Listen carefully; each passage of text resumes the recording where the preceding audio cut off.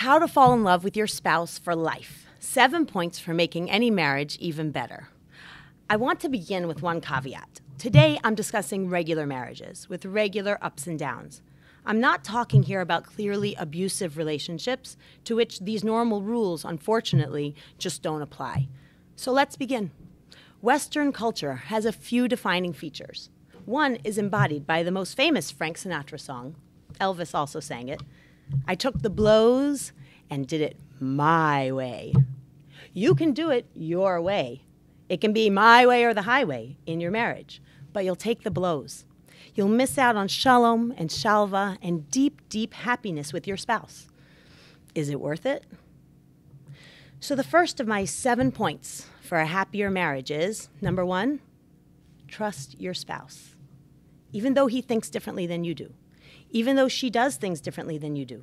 Even though you think your way is better. Think to yourself, maybe his idea is right. Maybe her way of doing this is right. Maybe his approach to this situation is right. Maybe her opinion on this one is right. And of course, conversely, maybe I'm wrong. Maybe my idea just isn't the right idea. Maybe my way of doing this isn't the only right way of doing this. Just sing the Frank Sinatra song in the shower each morning to remind yourself, I took the blows. I did it my way. Now, sure, you can discuss your ideas with your spouse and why you think your way is a good way and ask him to explain his way so that you can understand it. But with the attitude of, I'm open to a different way. I'm open to hearing your opinion, especially if it's yours. I want to understand a different way, a different idea, a different opinion, because maybe you're right and maybe I'm wrong. Without being defensive about your ideas and with openness to her ideas. Point number 2, be vulnerable to your spouse. Trust him with your heart. Trust her that she won't hurt you. I once gave a talk and I titled it, How to Date Without Getting Your Heart Broken. And I like the way I started that talk. I think it's relevant here. I'm going to tell you how I started that talk. So again, the title was How to Date Without Getting Your Heart Broken. And I started off by saying, I was so happy that they let me use that title. I was sure that somebody, the rabbi, the steering committee, someone was going to say, come on, Lauren, you can't title a talk How to Make $1 Million in an Hour, and you can't title a talk How to Date Without Getting Your Heart Broken. I'm here to tell you that someone who didn't stop me was exactly right. And of course, they were wrong. Because if you date the right way, and we're going to apply this to marriage, if you date the right way, you probably will get your heart broken. But if you date the wrong way, you probably won't. Now that I've thoroughly confused my audience, but probably captured your attention, let me explain. If you date the right way, and of course here I'm going to say if you approach marriage with the right attitude, with your heart open, ready to hope, ready to love someone, ready to make yourself vulnerable, you probably will get your heart broken. You might not, but you probably will. If you date the wrong way, if you approach marriage the wrong way, guarded, not really opening yourself up to the person you're trying to form a relationship with, keeping your deep feelings at bay, keeping that person at arm's length emotionally, then you probably won't get your heart broken. But you might end up alone, even within your marriage, because you were too afraid to allow yourself to be vulnerable with someone enough to allow them to see the real you and to allow yourself to test a true and deep relationship with them. If you allow yourself to be real during your marriage, if you allow yourself to trust the person you're trying to create this deep relationship with, you might get your heart broken. But you're also giving yourself and your spouse a chance at finding true love. Point number 3. There's a Talmud Bavli, which states that if someone's right hand accidentally cuts with a knife his own left hand, well, then that person would not go and cut their own right hand in order to punish it. That would be self-defeating. Your spouse is the other half of your neshama. The Zohar explains that each soul begins with a male and a female part. They're each born into different bodies, and they find each other many years later and marry. And the two parts of the original neshama reunite. Your spouse is just the other half of you. When you think of your spouse that way, it's a lot easier not to get upset with him. He did that becomes, oh, I did that? And we approach the situation with a lot less anger and a lot more understanding. This next point, point number 4, is a crucial one. I really want to ask you to please get out a pencil and paper. Write this down, practice it every day, right after you're singing Sinatra in the shower. Here we go. Point number 4. By the way, if you get this one right, you are in for a life full of peace, tranquility, deep love, all the good things. All right, point number 4. When your spouse gets upset with you, lovingly say, I am so sorry I hurt you. Please tell me what I did to hurt you so that I can make sure not to do it again. And then listen lovingly, like a true friend with an open mind, to how your spouse feels. And tell him again, I am so sorry, and reiterate back to him how he feels that you hurt him. I'm really going to try hard not to do that to you again because I love you and I want to make you happy. I never want to hurt you. I'm so sorry that I hurt you. It hurts me that I hurt you. Of course, this is instead of when your spouse gets upset with you saying, nuh-uh, I did not do that. Or, you're crazy, I don't do that. Or, someone's really sensitive. So I'm going to say it again. Point number 4. I'm going to say it again so you can make sure to write it down and practice it every day after Sinatra. When your spouse gets upset with you, lovingly say, I am so sorry I hurt you. Please tell me what I did to hurt you so that I can make sure not to do it again. And then listen lovingly, like a true friend with an open mind to how your spouse feels. And tell her again, I am so sorry, and reiterate back to her how she feels you hurt her.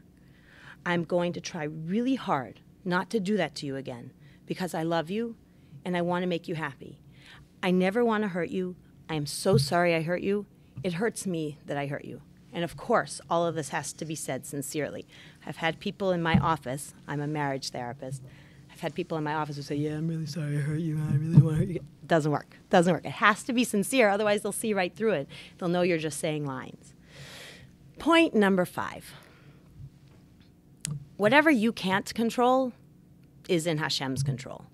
That means that how your spouse treats you, how your spouse thinks and acts, is set before you by Hashem to help you grow, to help you learn, to help you become the person you were supposed to become here on this earth. Embrace the opportunities to learn. Don't spurn them. When your spouse feels that you are nasty or insensitive or wrong, don't spurn that opportunity to learn about yourself. As part of number 4 that we talked about before, you can tell them, please tell me more about what's hurting you. Tell me everything. I really want to learn about it. I want to become better. Remember point number 4? When your spouse gets upset with you, lovingly say, I am so sorry I hurt you. Please tell me what I did to hurt you so that I can make sure not to do it again. And of course, like I said, ask them to elaborate on it. You can handle it. You're strong. And remember point number 1. Trust your spouse. Even though he thinks differently than you do, even though she does things differently than you do, even though you think your way is better. And remember point number 2, as part of this, whatever you can't control is in Hashem's control. And the way your spouse is there for you to learn from. Remember, point number 2, be vulnerable to your spouse. Maybe you're supposed to hurt so that you can learn more about what you're supposed to be, so that you can grow. Maybe you're supposed to hurt. That's at the heart of therapy, facing the pain, not running from it. And spouses give us a lot of chances to face our pain. Don't run from it. Marriage is marvelous midos work for you. Marriage is training ground for you to become a better person by working on your character traits. Point number 6.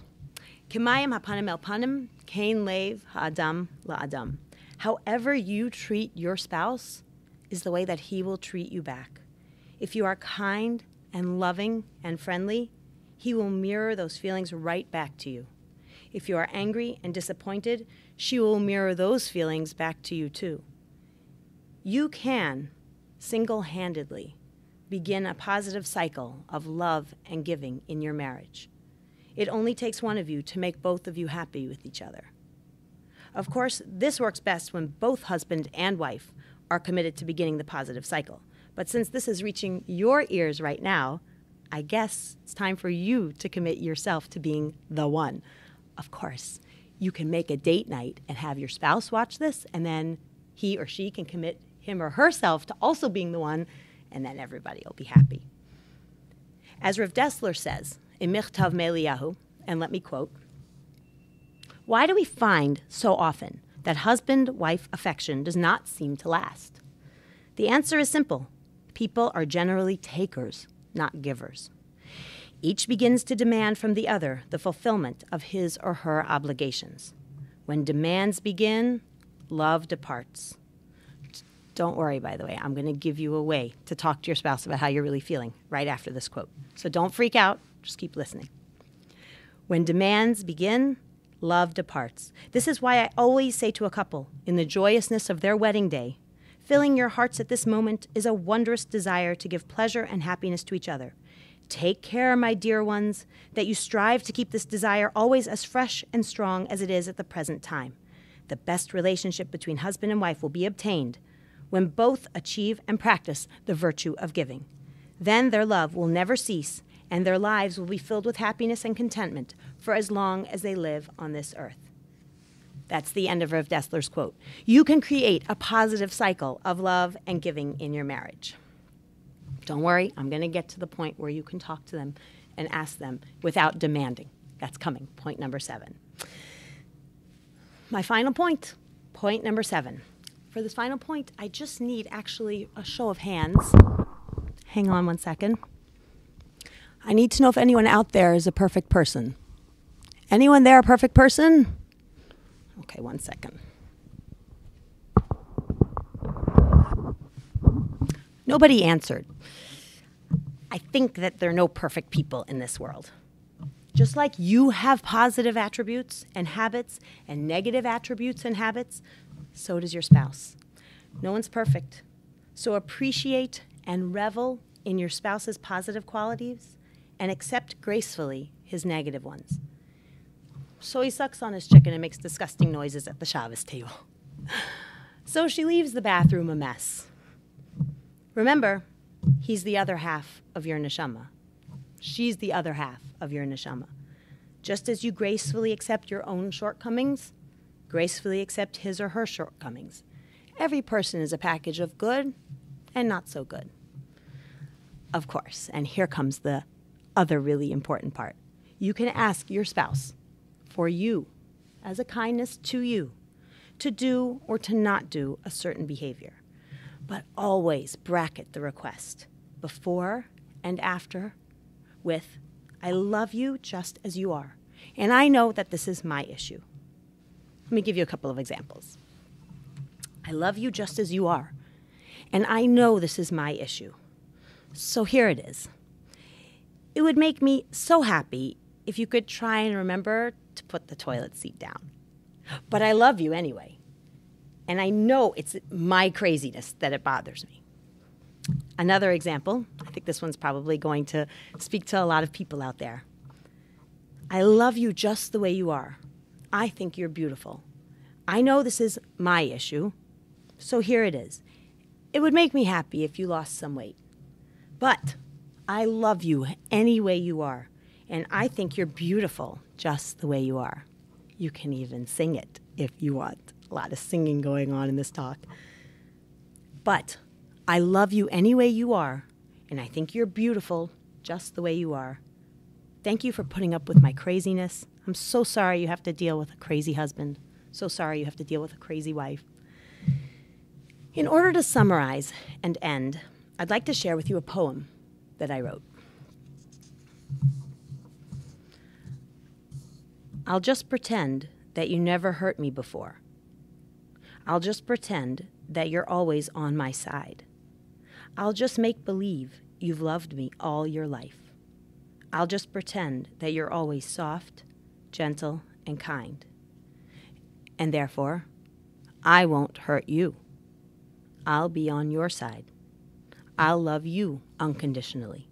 I'll be soft, gentle, and kind. And then I won't have to pretend, because it will be so. Thank you.